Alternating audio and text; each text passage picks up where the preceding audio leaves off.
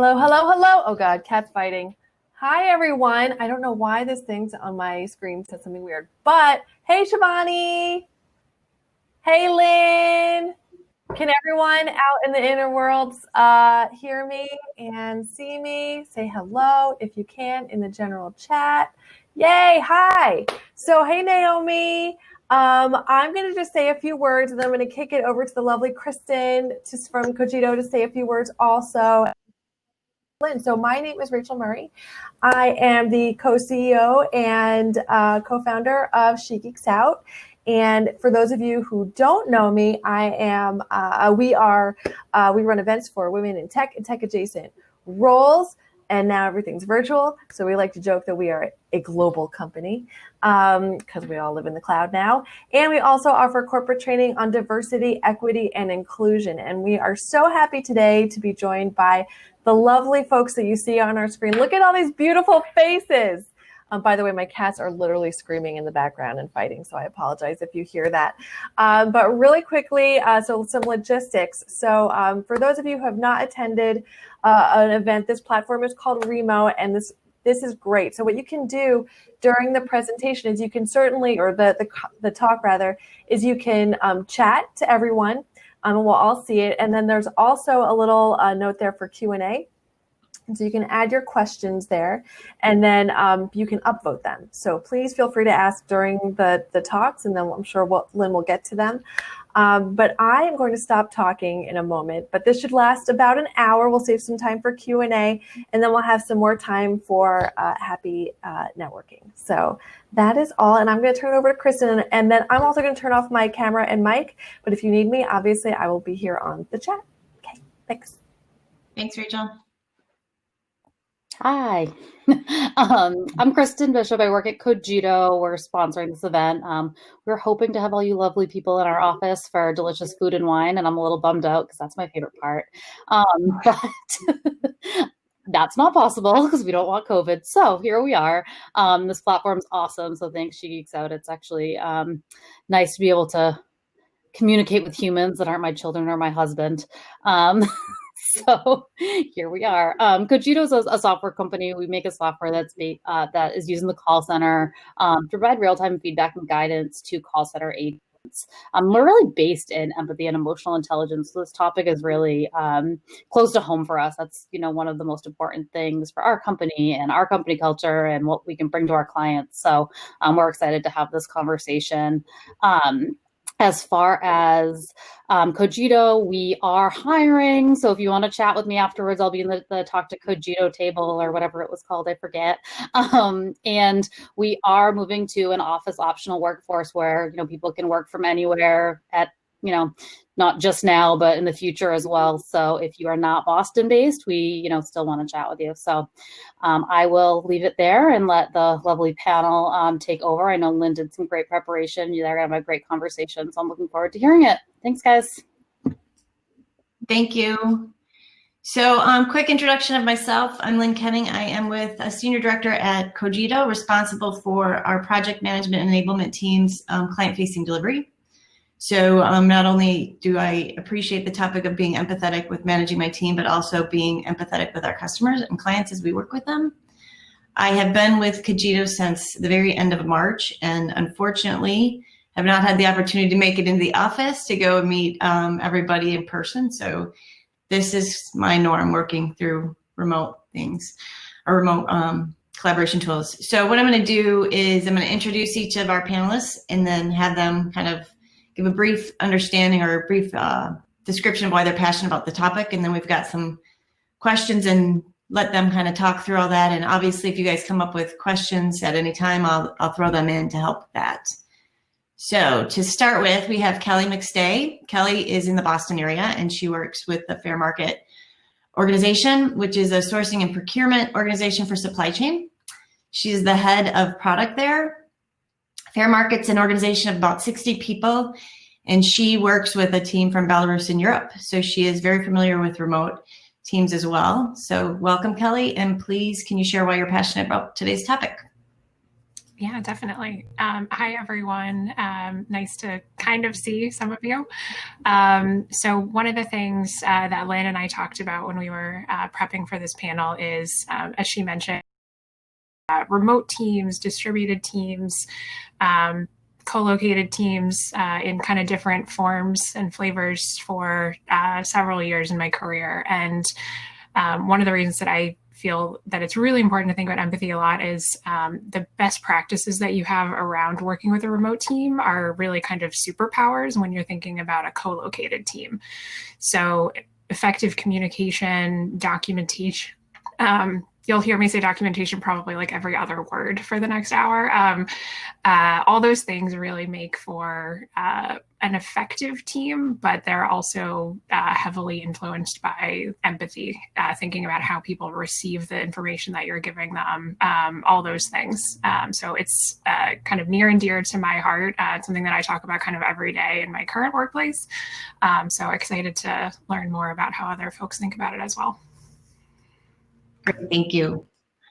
Naomi Newton is a coworker peer of mine. She's a fellow Cogitian. She is the director of our client-facing strategic services organization.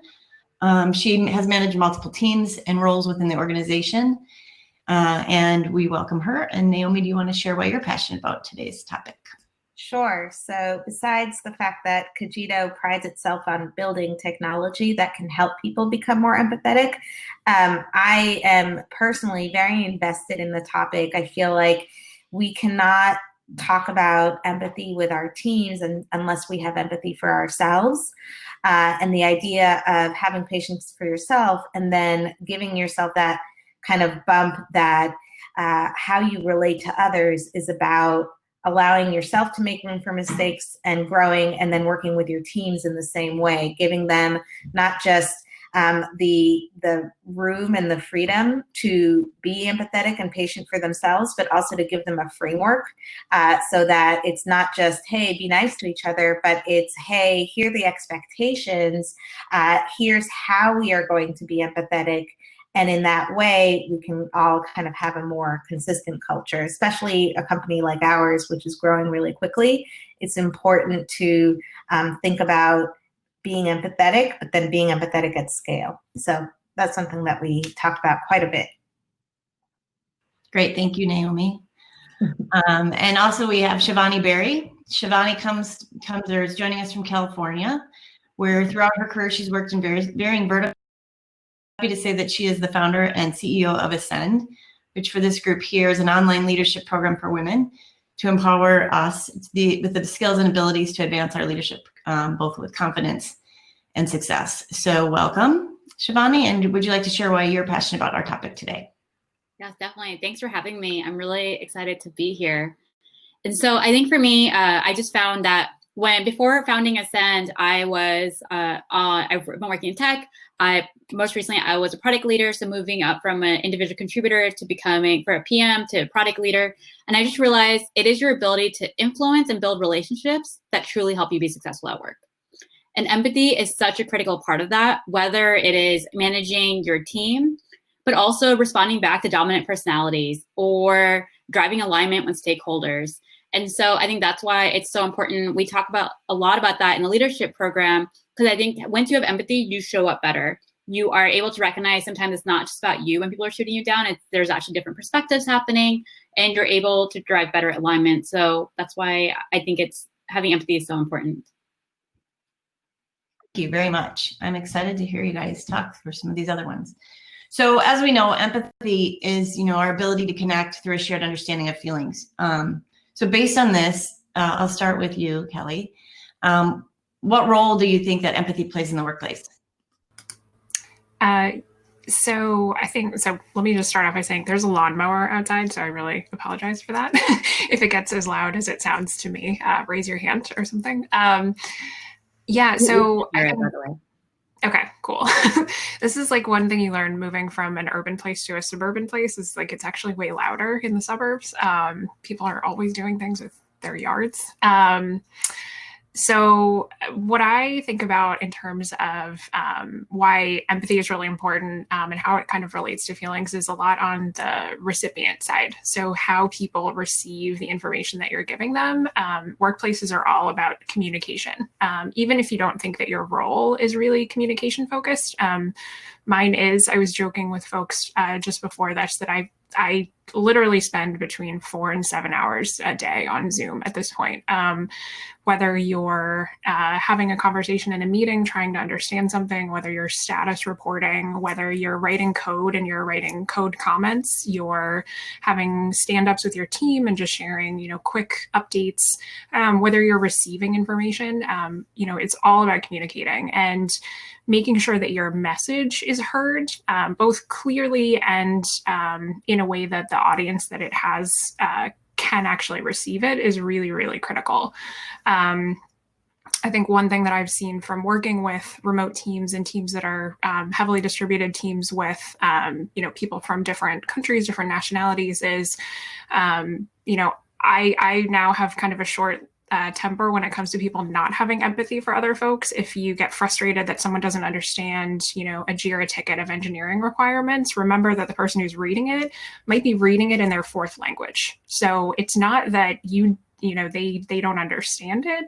What did you maybe not include? How clearly did you not communicate what it is that you're trying to do? Did you not give them the context that they would need to understand something? And when I say short leash, I mean, I don't get frustrated with someone that they didn't, write the ticket clearly enough, but kind of peeling back this is a communication. No matter what it is that you're doing, there's some information that you're trying to exchange back and forth for pretty much everything that you're doing at work.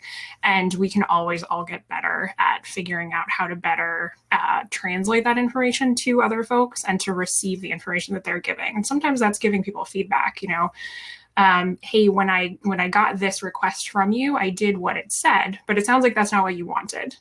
So how can we figure out how to better phrase that for the next one? Or how can we get upstream of this problem so it doesn't occur in the future? To me, it's all about communicating and exchanging information. And the feelings piece of it is if the person didn't understand it, that's like a great spark for a misunderstanding that can turn into frustration, that can turn into feelings of not being heard, not being understood. And it kind of goes both ways. So that's kind of where I see it all stemming from. So a lot of times when I think about what people are, when it seems like tempers are flaring, it's kind of like, okay, how can we step back and kind of do the retrospective, even in a small way, on where this communication, mix up happened so that we can try and get better at it next time. So Siobhani, building on that, as you're working with women in developing their careers in leadership and all of that, how does the empathy role differ with women versus men in the workplace, and how are you handling and managing and coaching people on that? Yeah, I think so. I will say that I think women tend to be more empathetic. I'm not saying always, but on average, compared, often. But sometimes we can be too empathetic.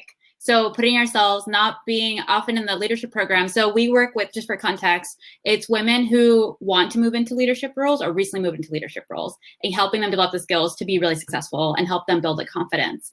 And so oftentimes it's around being afraid to push back or recognizing how important it is to push back, or that tension that sometimes we feel around well, how can I be a strong leader but still be nice?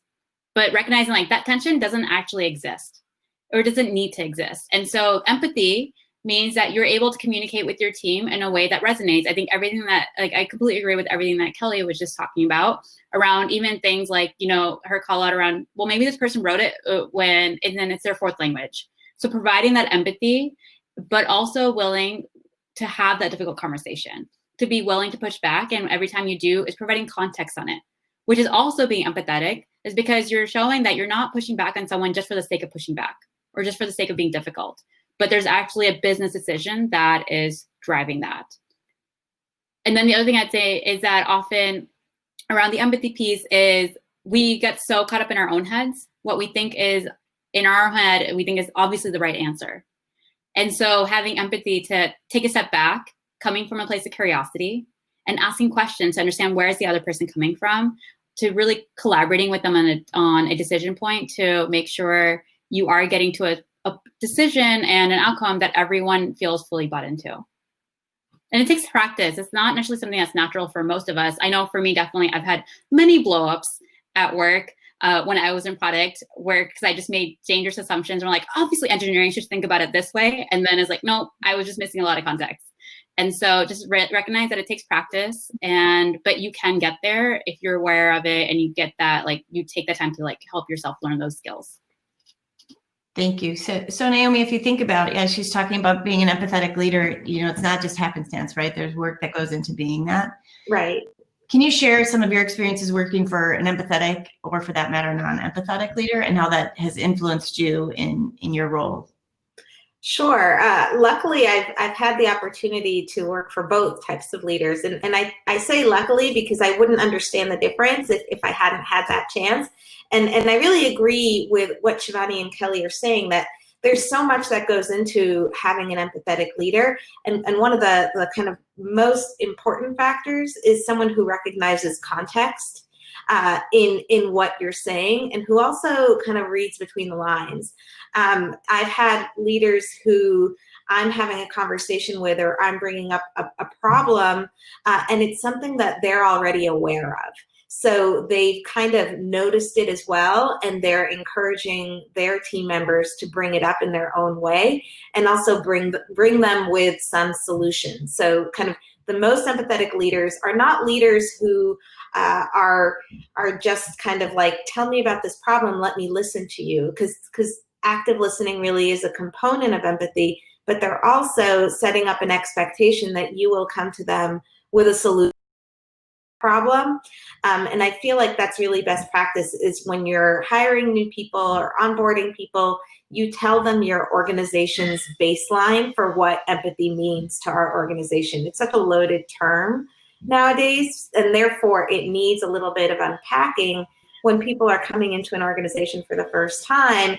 Here's how we talk about empathy. Here's how we deliver on that expectation. Here's how we give feedback. Here's how we write documentation. Here's how we communicate with each other. All of those are aspects of empathy. And so the best leaders are those who will have those challenging conversations, but also expect a lot out of their employees. The unempathetic leaders are those who often are not unempathetic because they're bad people, but it's because they've made assumptions about the context that they're in. They've made assumptions that their employees can understand what they're thinking or feeling, or they've made the assumption that the way that they are perceiving the situation, to Siobhani's point, is the right way to perceive the situation. And so they kind of miss half of the argument, or half of the other picture. So the kind of the experiences I've had with those leaders is it's a great opportunity to manage up. And obviously that comes with time, and it comes with practice, and it comes with confidence in your own ability to have those challenging conversations, that this leader is not unempathetic because they don't care, but because they care so much, they've kind of jumped farther along in the conversation than you were necessarily ready to do so. And I think that happens with both employees and with managers as well. Thank you. So I'm going to kind of add on to some of these questions, because there's some coming in from our attendees. So for new managers, and whoever wants to jump in on this one, feel free to grab it. For new managers, how do you find that balance, or that line between being empathetic and not being a pushover? So I know, Siobhani, you kind of were touching on that a little bit as well, but open that up to anybody to jump in and have a... Yeah, I can hop in really quickly with one on there. One thing that I have looked back on, which I didn't think that early in my career would be a thing that I think a lot about, but I do. When I was in college, during the summers, I was a TA for a summer program for middle school students, which, like, talk about a tough age to try and instill empathy into. But one of the things that that the program really emphasized with us was the idea of friendly but not a friend. And the idea there is that you're you're kind, you're friendly, you're available, you're open, but you are not this person's friend. And it's not that you don't like them, and it isn't that you don't, think that they are fun to spend time with, but when you're thinking about, especially for maybe your first experience as a manager, maybe you are in a position where you've been a peer of someone and then promoted above them. The power dynamics are a thing to really keep in mind. And it's really tempting to want to like go for drinks with the team, to hang out with the team, to be super close and have more of that peer type relationship, because you see it as being close with the person and that engendering some amount of camaraderie, or that you'll be able to work more effectively with them. But at some point, you're going to have to give them some tough feedback about something. It may be really small, it may be really big. But when you've created that kind of blurred line between manager, peer, coworker, confidant, it gets really hard, and you're kind of tempting the situation to be much more challenging than it needs to be. Not to say that you shouldn't have fun with the team and, enjoy hanging out with them, but set some ground rules for yourself. I think this has become a very, it can be a really like gendered conversation. I think some people take it in a really terrible direction, which is like, I'm never going to get drinks with the team, or like, I'm never going to like go to dinner with someone. But you can take it in a much more proactive direction of like, I will take the team out to breakfast, or I will make sure that we always have some kind of like social time when we all get together. But friendly but not a friend is something that I think back on quite a bit. And the other thing is, this is maybe too dramatic, but imagine the last 5 emails that you sent at work, they get sent to TechCrunch. Like, are you okay with that? Are you proud of like the way that you didn't talk about coworkers, that you, there's nothing in it aside from like obviously company secrets, which you shouldn't be comfortable with sharing, but the way that you talk about other people, whether it's privately, in person, one-on-one, in a Slack channel, those are the kinds of things to kind of keep in the back of your mind. They're not big secrets. It's just sort of think about how someone else would feel if they saw the way that you talk about members of the team, other folks, other people, and the way that you interact with those team members, because you're going to have great experiences with them. You're going to have times when there's going to be tough feedback that you have to give, and having that boundary, I've found helpful. I don't know if other folks have ideas there. Yeah, I will. Oops. Go ahead. Yeah, I think this is a really great question, and agree with what Kelly was saying. I just want to like make a couple quick call outs before I share some other ideas that you can do. Is one, just recognizing that your question around, as a new manager, how do I balance being empathetic and not a pushover, is something that you're not alone in debating.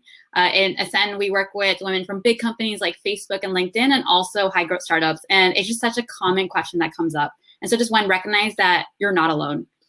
Two, I would say, reflect for yourself, why are those two in conflict? So what does it mean for you?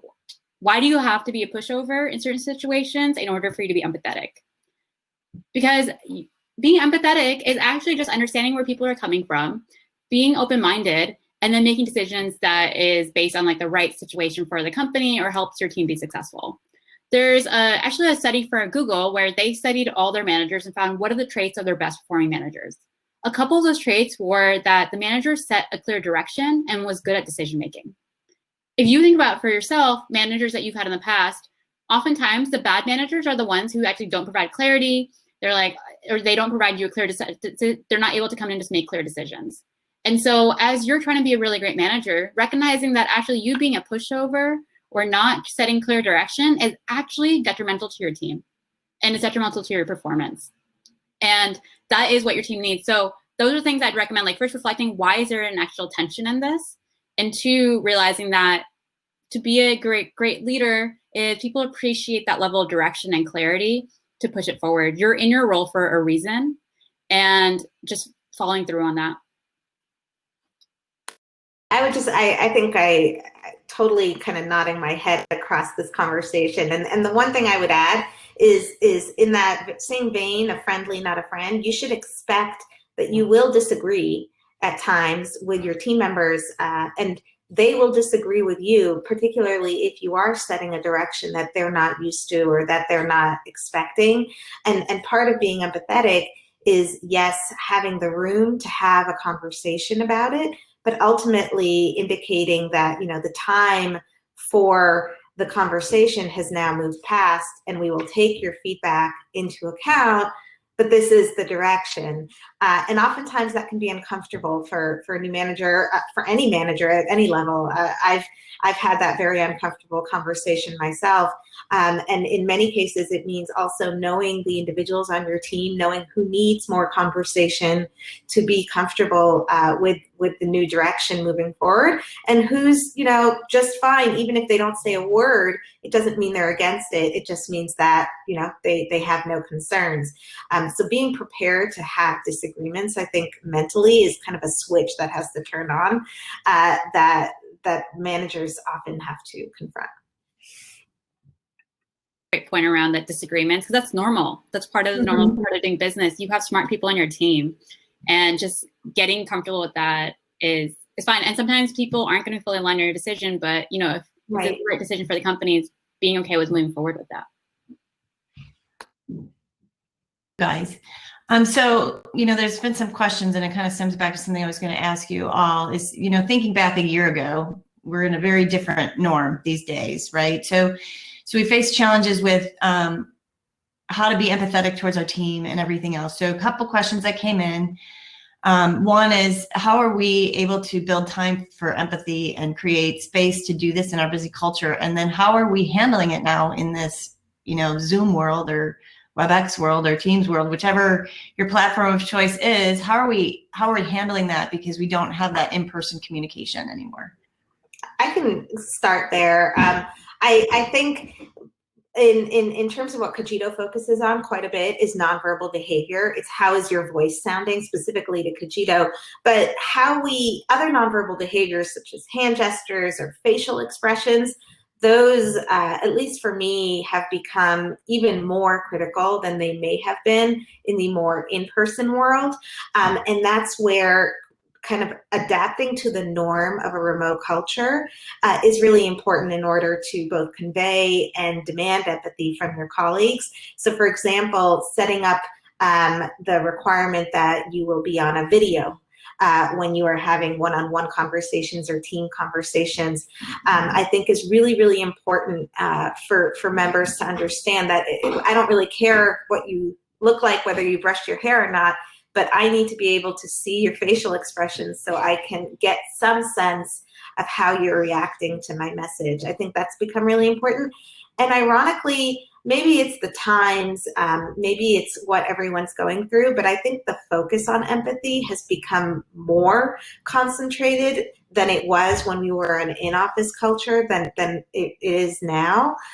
When we were an in-office culture, the kind of expectation that you would have for engaging with colleagues, such as, you know, the lunchroom or conference rooms or so forth, the assumption was, yes, empathy will happen there. We'll kind of develop a culture where we respect each other. And I think by not having those spaces now, we have to consciously make more time and room for them in our schedules. So it does, at least in my experience, require more in-person video conversations, more phone calls, less slacking, in the sense that back and forth is not really going to be successful via slacking unless you're kind of all agreed already on the same project. So in that case, I think, you know, spending more time, not less time with our colleagues has actually occurred for us, at least at Cogito. Go ahead. I was going to say, I think I agree with all those things. I think I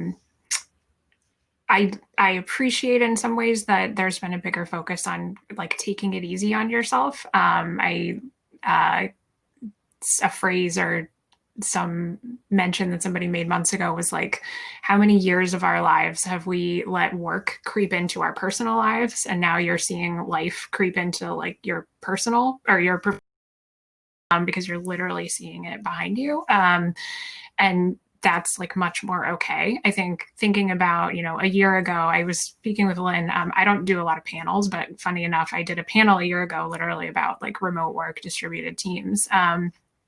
And for me personally, I had always up until that point been someone who was like, I'm totally fine, flexible, but like me personally, I like being in an office. I like seeing my team. I feel more creative. I feel more, productive and, innovative. And I just feel like I get more out of it. And I do, that's true.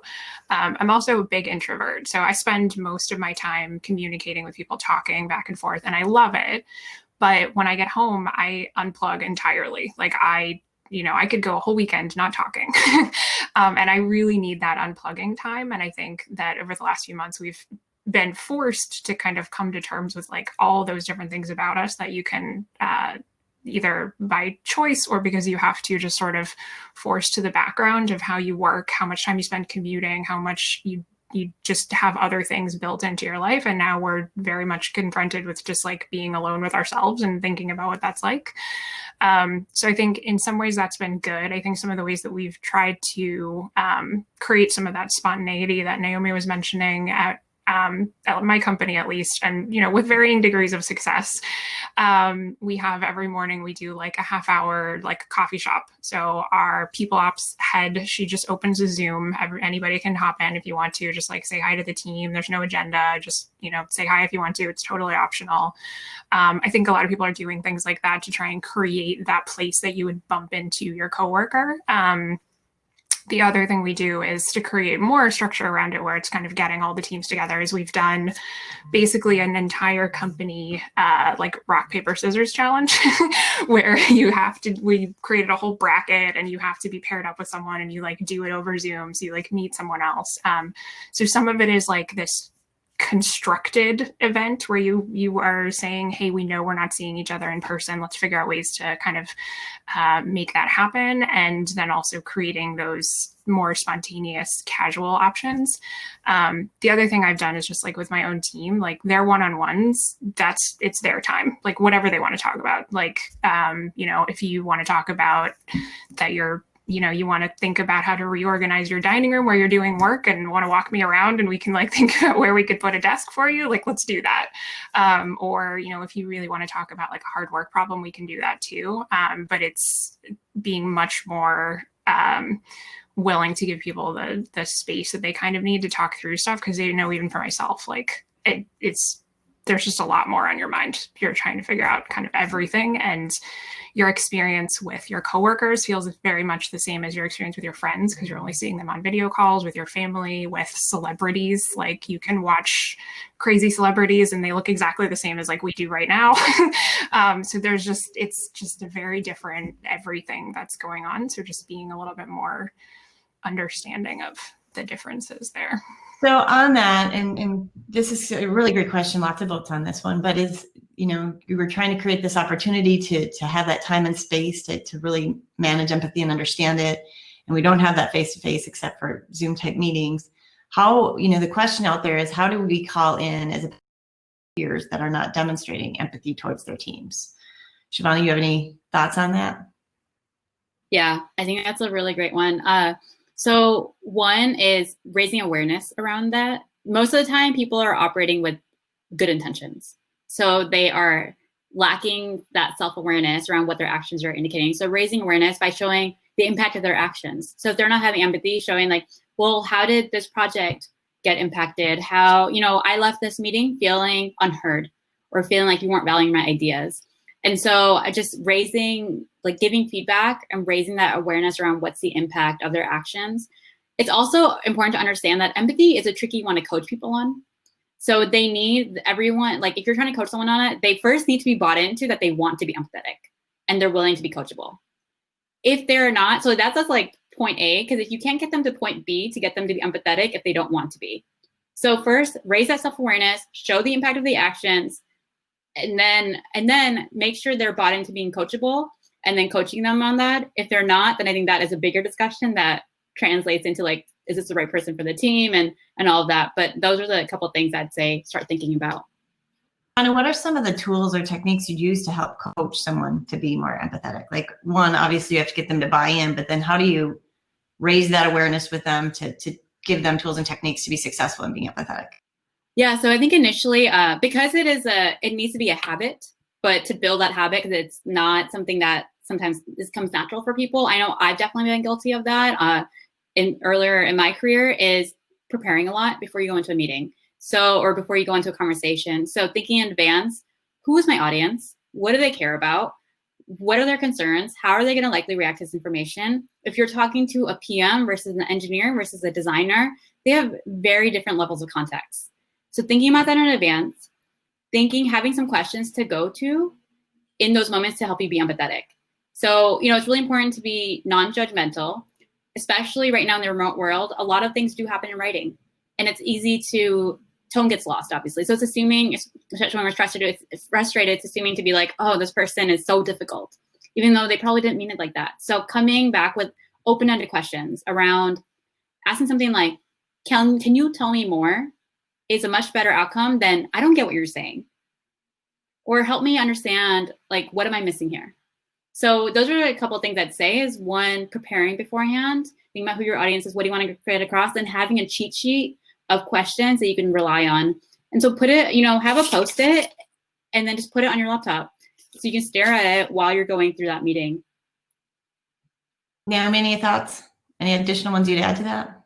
Sure. I think all of those are really great best practice, especially if it's people that you know well, is because you feel more comfortable kind of asking those probing questions. At Cogito, we actually build technology, and it's funny because we tell contact center professionals, be more empathetic on the screen, and they come back to us and they're like, what do you mean? What's empathy? Like, how does that work? And they need guidance, and oftentimes they kind of are bought in, but not necessarily, because they're not so sure that they agree with it. So oftentimes we say, well, it's really just another form of listening, is to make sure that you heard what the person was trying to communicate. And often that's just repeating back what they said. So in addition to you being curious, you can also say, hey, here's what I think I heard from you. Is that right? And I had a manager once who always used to say, let me be clear. That was his line. Let me be clear. Here's what I think I heard from all of you. And then everyone would repeat back, that is clear. And that was a little overkill, but it's definitely some of the same tactics that people get coached on, when they're getting married, is the same idea. It's, when you're having an argument with your husband or your spouse or your significant other, repeat back what you heard them say. And that's a great opportunity for them to say, oh, that's how that came across. I definitely didn't want it to come across that way. Or maybe, yeah, exactly. That's exactly what I was trying to say. So that I think is a good way to kind of embed that habit in delivering empathy and having empathy. Great, thank you. So how do you all encourage your teams to unplug or check their stress levels, right? So it's kind of there's been an underlying tone about, in this world, that balance gets a little blurry. So how are you doing that to make sure that people it's hard to be empathetic when you're very stressed on yourself. So how do you get them to unplug and do their own self-checks on their stress level and balance out that work and personal, since we all know that line is just a doorway in between the rest of our lives right now, right? There's no commuting. So Kelly, any thoughts on that? Yeah, so this is an interesting one. And when we were prepping for this panel, I kind of thought through some of the things that I, over the years have, I think, honed a little bit, but that I'm trying to figure out how to articulate them as things that people can do, because a lot of it, I think, comes to me in kind of just the way that I interact with folks. So for example, I work in product. That means that I work closely with engineering teams, with designers, other product managers, business stakeholders. And I spend a lot of time communicating back and forth. So I spend a lot of time thinking about how to maybe change the way that I'm saying something to someone else, depending on kind of what viewpoint they represent or their level of understanding, their amount of business context that they have. But one other aspect of what I like to do is, with any engineering team that I'm working with, I like to go to their daily understand, so you can kind of keep a pulse every day on like how people are feeling. I think it helps you learn to kind of read a room. So, you know, if someone typically gives you lots of detail about what they're, you know, working on, they have lots of questions, they want to give you a lot of the background, and then you kind of see that taper off. You know, maybe there's something going on that you should, you know, dig into with this person. Like, hey, it seems like you might be stalling on this a little bit. Is there something else going on? You know, depending on your comfort level with the person, if they're willing to share that, you know, maybe something outside of work and they do or don't want to share it, but they want to let you know there's something beyond work that's going on. I think having those daily touch points with the team is really, really helpful. I do it with my own product team as well. So I have a product manager who reports to me and a product designer.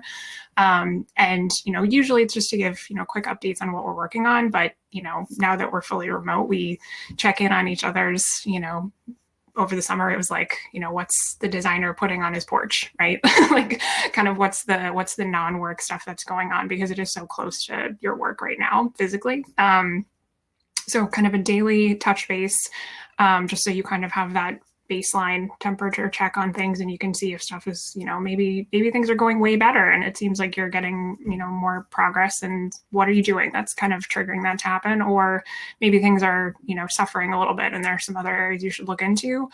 I think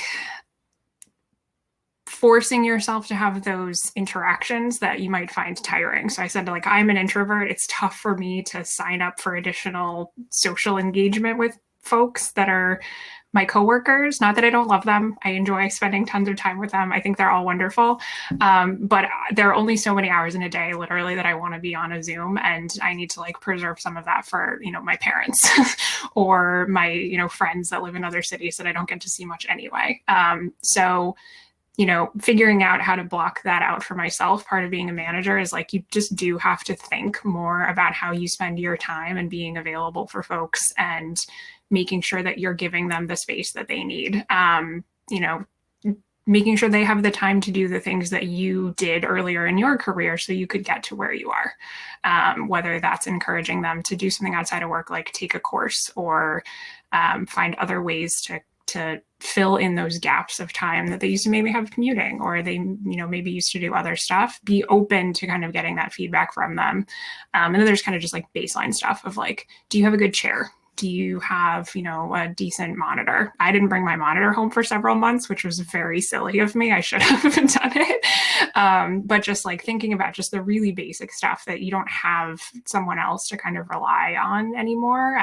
You know, people might not be comfortable asking for things. So like, hey, do you want a whiteboard? Would that be helpful for you to have in your room so you could like track your work, you know, that way? Does that, you know, would that help you? Just being super proactive about it and asking a lot. It's kind of your responsibility to make sure that folks feel like they can do what they need to do, even if they don't offer it. It's what you need to be there to solicit from them. Sure. Naomi, knowing the product that we, you know, our software, there's stories that we've heard of how our product has helped, just as you mentioned earlier, the tone. You know, we're not doing based on words, we're doing based on people's tone. Mm-hmm. Talk about some of the like feedback we've received just with our own product and how the tone has provided that guidance for a coach to go to, hey, is everything okay? I see that you're getting cued on this or that more often, and how just listening to a person, how that impacts us. Sure. I'll tell you a story that our client actually told us. They're a healthcare company, and they were at the beginning of Corona, like April-ish. They had sent all their employees home, and then they were actively calling all their customers. So very similar, proactively trying to make sure that the customers had their medications that they needed because they were part of a Medicare program. And based on the empathy notification, which appeared via an agent and a customer, the customer was on the phone and they were answering the questions kind of like, yes, I have my medication. Yes, I have what I need. But based on their tone, the agent and the notification, the agent could see that, you know, there was something else going on. And they probed a little bit. They kind of, you know, everything okay? I know this is a really tough time. And they tried to relate, and they proactively asked, you know, is everything okay? I know you have your medication. Do you need anything else? And at that point, the member basically just blurted out, like, I'm really afraid to go to the supermarket and I have no food. And it was really kind of a very kind of shocking moment for the agent, because they're just but they're a contact center professional calling about their medication. And so that agent went back to their supervisor and eventually kind of went up the ranks, and the company drove over a food delivery for this patient. So obviously, like from a customer relationship management, it was a really interesting conversation, but it all stemmed just from having listened to that customer and heard a little bit more that was being unsaid in the conversation. But to Kelly's point, being willing to proactively ask about it. So oftentimes empathy is not, and for some of this is really hard. It's basically being a little bit more intrusive than we may naturally be inclined to do. I'm not necessarily, in a conversation, but I may not be comfortable just blurting out like, hey, something's going on here in this room. I can see you guys are not really getting along. So what I might do is follow up with a one-on-one conversation afterwards, or kind of sideline, just be like checking in. And that's, I found, and via not just our technology, I found a really good method to address kind of under the table issues is to create space to do so. So. Bonnie, any thoughts from you on this one? I would also say it's around managing the stress. Is as a manager, as a leader, talking about your own stress, like talking about, I am just, when people are asking, how are you? Instead of just being like, I'm good. Like, you know what, like there's just a lot going on right now. I'm actually nervous about our upcoming timeline. I'm nervous about just like my kids are starting school right now. So I'm trying to balance all of that. Just being vulnerable yourself signals to other people that they can also be vulnerable and they can talk more openly about their stress there. I know for me, I have for the longest time struggled with vulnerability. I saw that as a sign of weakness. And in my last role, we were responsible for revamping our core product. So a lot of visibility, reporting to the board on it. And so when my team would ask me how am I doing, or how, like, do we think like are OKRs, we can meet it, I'd always be like, yeah, of course, like everything's great, it's gonna be great. In reality, I was nervous too. It was really ambitious. And I found that once I actually switched and started articulating that and sharing, like, I am nervous, or yeah, I'm not sure, but like, here's how I think we can achieve our goals. That was such a turning point in my relationship with my team. Everyone just started performing better. There was just, not to sound cheesy, but it's just like people are just happier. And so I think just creating those conversations, and it sounds really easy, but it can be difficult. I know when I was putting myself out there, I was like, wait, are they going to think I'm not capable enough of leading? But actually, it was the flip. They actually resonated with me more as a leader. And the second thing I'd say is more tactically is setting really clear boundaries between when are you working and when are you not working. So if you decide that your team is not going to send emails after 7 p.m., you should not be sending emails after 7 p.m. You need to role model that behavior. Again, like embodying the behavior that you want your team to be doing themselves.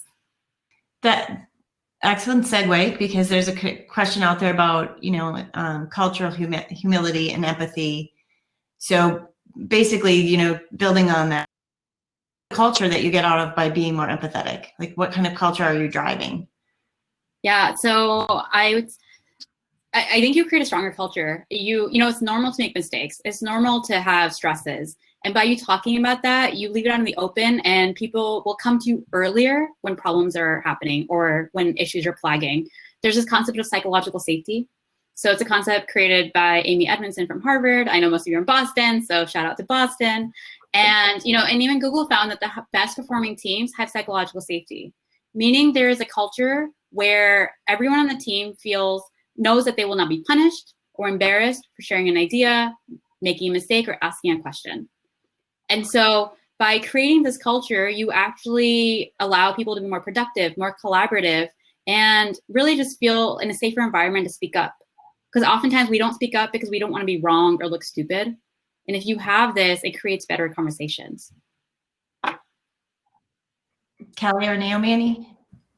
No, I think I want to believe that every company aspires to have that psychological safety kind of across the organization. And I think one of the challenges, either working remotely now or previously, is that it's very difficult to do that in a larger corporate environment. And you have to, in many ways, create a process for that psychological safety. So there's kind of, it becomes a two-sided coin. On the one hand, individuals with their teams can definitely foster that atmosphere, but it needs to be consistent across teams, and it also needs to be reinforced at the leadership level and then at the bottom up level. So no matter what level in the organization that you're in, you're willing to have that honest conversation.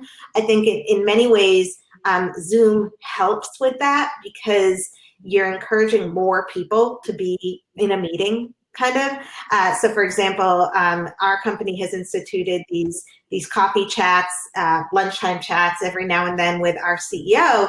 And he has taken to calling on people sometimes, just asking out a question, giving his perspective first, and then encouraging others to respond as well in order to foster that psychological safety net. And I don't think that was feasible prior to everyone being on the same Zoom call, because just people in the room, you couldn't necessarily see their reaction and encourage that kind of closer communal touch point.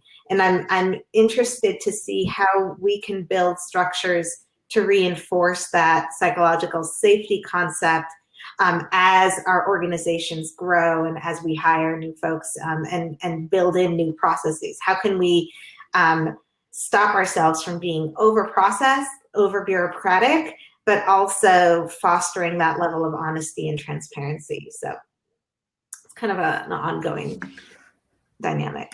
Sure.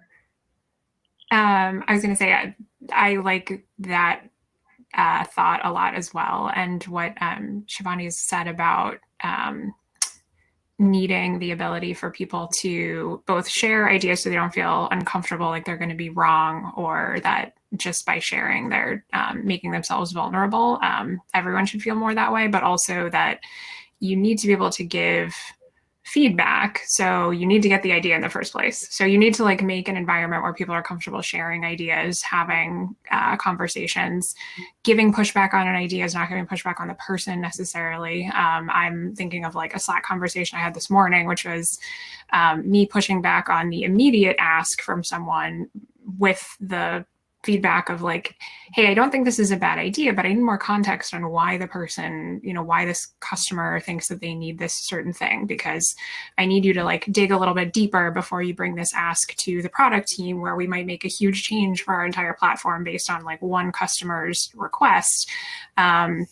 What's the process that we can put in place, to Naomi's point of like, hey, when we think about making these changes, we need to take, the 2 steps to say like, what would this impact to our other customers? Like, what are the things that we need to think about with how things currently work so that we can move forward in a productive way? And not every conversation feels like you're asking for something and then you get an immediate no. And it's like, well, can't have that. It's like, no, I want to have the conversation. I want to have the back and forth. So how can you make people, give them the tools and structures to have that conversation in a comfortable way? Ongoing process for me as well, figuring out how to like pull that information out of people and give them the tools to start the conversation that way, rather than having it always have to turn into ask, no, why yes. The back and forth is like, let's all get on the same page. Let's all share the amount of context that we would need to have that conversation together. Definitely don't have a solution for that, but I like the new focus on it. The other thing that I find with Zoom, I'm someone who's suffered my whole life with having a very expressive face. I have no poker face whatsoever. I will probably never be like the chair of a board, because if you say something to me when in a meeting, my eyebrows immediately are like jumping off my head. But I think it's been helpful for more people to feel comfortable having those reactions like on camera on Zoom. When you have like a reaction or a thought to something, it's like, okay, it seems like, you might have some thoughts on it. Like, what are those? Like, let's talk them through, rather than maybe you can kind of shrink to the back of, a big conference room, or just like not join a meeting. I think there have been some interesting dynamic changes from all of this. Thank you. So we have about 6 minutes left. I think there's one question that's out there that we haven't addressed, and I'll bring that up, and then maybe just some final thoughts from each of you. So Bridget's asking the question, do you recommend addressing neurodiversity when coaching on empathy, or just generally coach that people have really different styles and that's a good thing? I can take that, because I think one of the concepts that we've tried to hire on at Cogito is this concept of cognitive diversity, which is really just people come from different backgrounds and different experiences, and we encourage that. And therefore, not only are we hiring based upon that, but when we onboard people, their past experiences matter. And so what I would say is we not necessarily need to address neurodiversity when coaching on empathy, but address the concept when onboarding new employees, period. Not necessarily related to the concept of empathy, but the concept that our experiences, whether we're neurotypical or not, those influence our behaviors. And again, it's not just the context of our environment, but it's the context of our background and the information that we bring to the table that may, just like someone who's speaking their fourth language, it may influence how they present themselves, how they present their ideas, and how they respond to ideas. And reinforcing that via practicing and kind of role modeling as a manager, but also bringing up these topics regularly with your team so they're aware that it's something that's top of mind. That's definitely true for a company in AI where we're building behavioral models based off of people's perceptions of voice. And so we literally recruit annotators who come from a variety of backgrounds so that we can make sure that their ears are attributed to the models that we're building, that they're not just for one class or one individual background that we're building models for. And vice versa, our clients are asking for models that are more holistic and encompassing the variety of different folks from dialects and backgrounds that are calling into contact centers. So I think it's really critical that we recognize that. Siobhani or Kelly, any additional thoughts? All right, how about final thoughts, ladies? We got about 4 minutes left. Any final thoughts you guys want to leave everybody with? I would say just recognizing the importance of empathy. That's really critical to be a really great leader. I think the fact that you're showing up to this session probably indicates that you think it's important, which is awesome. And just really realizing that some of the points I shared earlier around, it is something that's really, it takes work once you have awareness, and just recognizing that if it doesn't come to you naturally, you can get there. And getting there is being curious. And I actually have in the program, I share a list of questions to be open-ended questions. So maybe afterwards I'll email Rachel and share that list of questions so she can just share it broadly with the group. But using cheat sheets, using specific questions you want to ask, just will help you develop the habit around it to show up, just being more curious in meetings. Thank you. Kelly? I love that. I think that I'm a big fan of a cheat sheet. I love a script. I love anything that you can kind of practice on your own. Big fan. I think the other thing I think Naomi mentioned earlier was having a non-empathetic manager, someone to see those negative examples. I do not hope that any of you have a non-empathetic manager or leader. However, learning from the things that you've seen someone do that you don't want to emulate, I think is really, really valuable. So not to say that you should model your behavior on the opposite of something, but anytime that you've ever felt like you weren't heard, you weren't listened to, that someone didn't understand what you were saying, that you felt like you didn't come across the way that you wanted to, or that someone, didn't take what you were saying in the way that you meant it.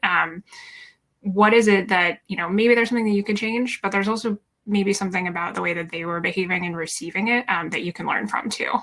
So I think there's always the possibility that the person on the other side of it is not receiving it in the way that you intended. So you could probably make a change, but there's also something that you could learn from the way that they, didn't react in the way that you would have hoped. Thank you. Naomi? Sure. No, I think this has been such a fascinating conversation, and also a little bit kind of inspiring, because it kind of gives you some good building blocks on how to move forward and work with our colleagues. One of the last things I'll say is empathy is another way that I think about empathy is as authenticity, is just kind of bringing your whole self and who you are to the table. And another kind of plug for new Zoom world. I feel like I may have had a kind of work persona prior to this whole kind of COVID situation, where I brought my work self and I was just, proper, and I only talked about certain subjects, and I didn't get too involved in more kind of touchy conversations and topics. And I think that now, because my life has, literally I'm sitting in my son's room, having this Zoom call creeped in, my whole self is always on display, and there is no work self, whole self. So it requires being authentic, but also being patient with myself, because I am sharing so much more than I had ever expected to. So I would say, recognize your own personal triggers, and that will allow you to understand how others are perceiving you and how you bring yourself. Thank you very much. Thank you all for your contribution today. And Rachel, I'll hand it back over to you.